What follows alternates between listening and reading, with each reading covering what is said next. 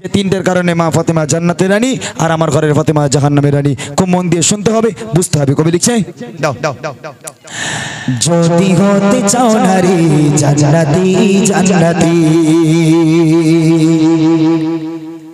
আম্মা ফাতেমার মতো করো নিজেকেও তৈয়ারি।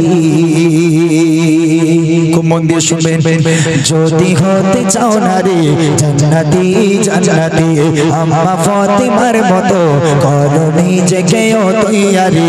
যদি হতে চাও নারী জান্নাতি জান্নাতি, আম্মা ফাতেমার মতো করো নিজেকেও তৈয়ারি। কেমন নারী ছিলেন তিনি, ছিলেন কেমন সংসারে, কেমন নারী ছিলেন তিনি, ছিলেন কেমন সংসারে। করো স্মরণ তাকে মাবন, করো স্মরণ তাকে মাবন, এবার সব কিছু ছাড়ি। যদি হতে চাও নারী জান্নাতি জান্নাতি, আম্মা ফাতেমার মতো করো নিজেকেও তৈয়ারি। যদি হতে চাও নারী জান্নাতি জান্নাতি, আম্মা ফাতেমার মতো করো নিজেকেও তৈয়ারি। প্রথম নাম্বার আসছি বোরখা। মা ফাতেমা বোরকা পরেছে, মা ফাতেমা পর্দা করেছে, আর আমার ঘরের ফাতেমা পর্দা করেছে। তবে দুই পর্দার মধ্যে পার্থক্য দেখেন, কবি লিখছে, নবীর বেটি বলে তিনি জান্নাতের রানী নয়, এই মর্তবা পেল ঈমান আমলের দ্বারা। নবীর বেটি বলে তিনি জান্নাতের রানী নয়, এই মর্তবা পেল ঈমান আমলের দ্বারা। দেখতে কেমন ফাতেমা ছিল কেউ তো জানে না, দেখতে কেমন ফাতেমা ছিল কেউ তো জানে না।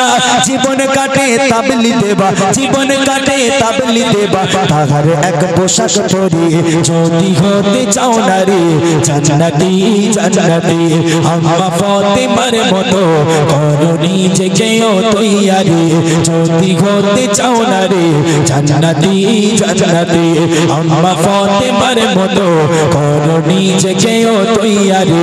কেমন নারী ছিলেন তেরে, ছিলেন কেমন সংসারে, কেমন নারী ছিলেন তেরে, ছিলেন কেমন সংসারে। করো স্মরণ তাকে মাবন, করো স্মরণ তাকে মাবন, এবার সব কিছু ছাড়ি। যদি হতে চাও নারী জান্নাতি জান্নাতি, আম্মা ফাতেমার মতো করো নিজেকেও তৈয়ারি। যদি হতে চাও নারী জান্নাতি জান্নাতি, আম্মা ফাতেমার মতো করো নিজেকেও তৈয়ারি। একটা বোরকা ছিল মা ফাতেমার, একটা ছাড়া দুটো বোরকা কেনার ক্ষমতা নেই। তবু ফ্রেশ বোরখা নয়, একটা বোরকা চতুর্দিকে তাবলি মারা, এখানে ছেঁড়া ওখানে ছেঁড়া, সেগুলো সেলাই করা। একটা বোরকা পরে মা ফাতেমা জীবনযাপন করেছে, সারা জীবন কাটিয়েছে একটা। তারপরেও নবীর বেটি ফাতেমা তিনি লম্বা নাকি তিনি বেটে, তিনি ফর্সা ছিলেন নাকি তিনি কালো ছিলেন, তার স্বামী আর সন্তান, এই দুই পুরুষ ছাড়া পৃথিবীর আর কোনো পরপুরুষ আম্মাজান ফাতেমাকে চোখে দেখেনি। একবার বলবেন না সুবহানাল্লাহ, জোরে বলুন না সুবহানাল্লাহ।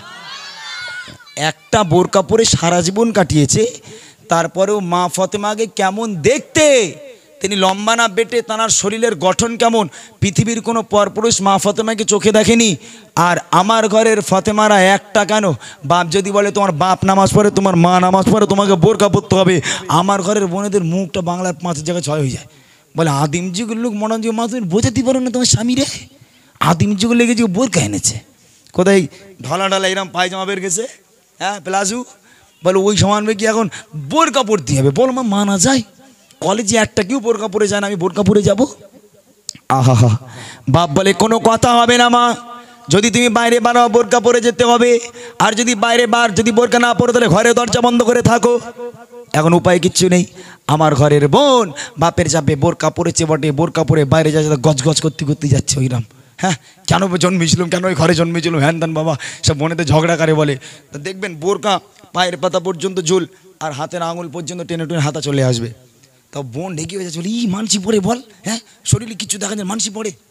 হ্যাঁ তখন কি করেছে, এরকম করে টেনে টেনে কিনে পর্যন্ত এনেছে হাতাটা। হ্যাঁ বন্ধু জিজ্ঞেস, হ্যাঁ কিনে পর্যন্ত লাগছে কেন, বলে আল্লাহ আমার সাদা চামড়া দিয়েছে লোকে দেখানোর জন্য, ঢেকে রাখবো কান্ডা। হ্যাঁ আমার ঘরের ফাতেমা, হা হা হা।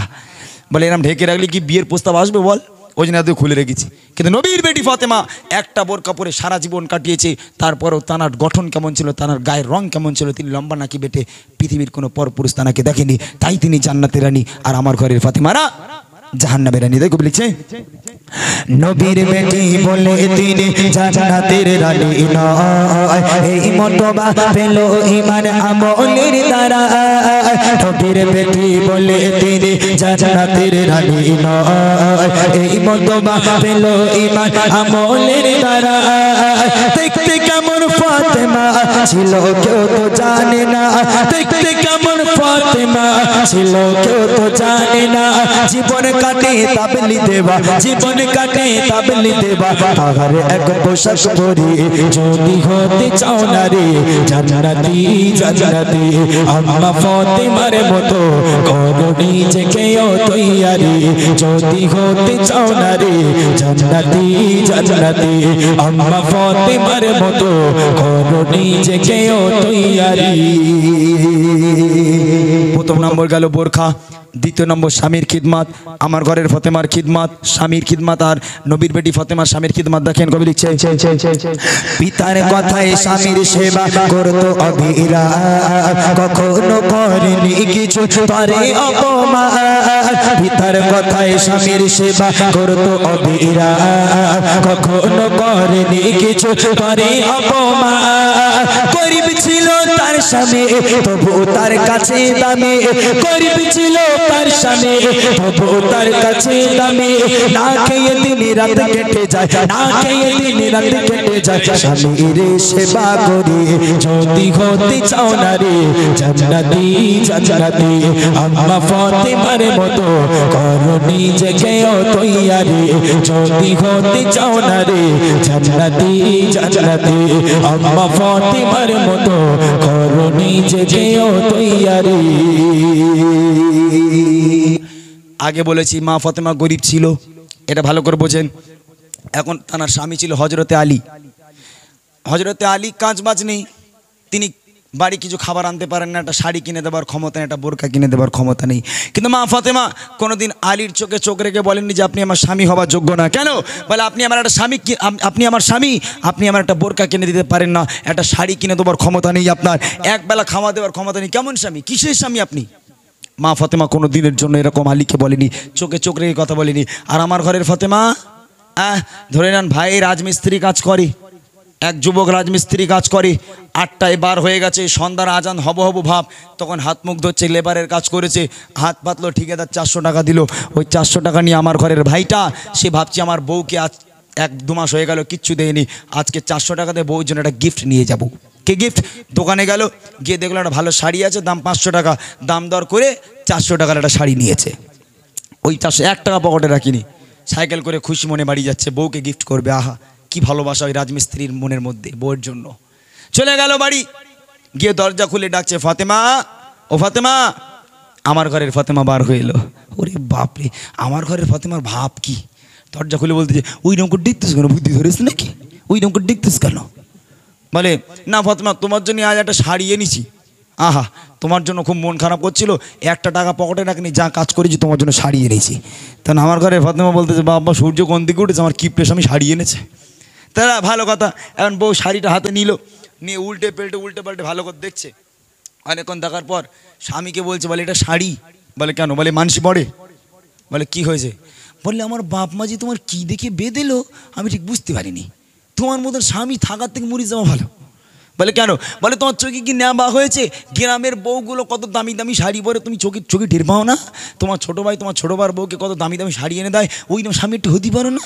স্বামী হয়েছে স্বামী, 400 টাকা শাড়ি এনে উনি দরদ দেখাচ্ছে, লাও তোমার ভালোবাসি, দূর হয়ে যাও, তোমারও তালাক, তোমার শাড়িরও তালাক, তোমার মতন স্বামী আমার দরকার নেই। এ হলো আমার ঘরের ফাতেমা। কিন্তু মা ফাতেমার খাওয়া নেই, দাওয়া নেই, পরনে একটা ছাড়া 2টো কাপড় নেই, কিন্তু কোনো দিনের জন্য স্বামীর চোখে চোখ রেখে কথা বলেনি। আল্লাহ রসুল বলতো ফাতেমা স্বামীকে কোনোদিন ব্যথা দিও না, আমি তোমার আব্বা বলি।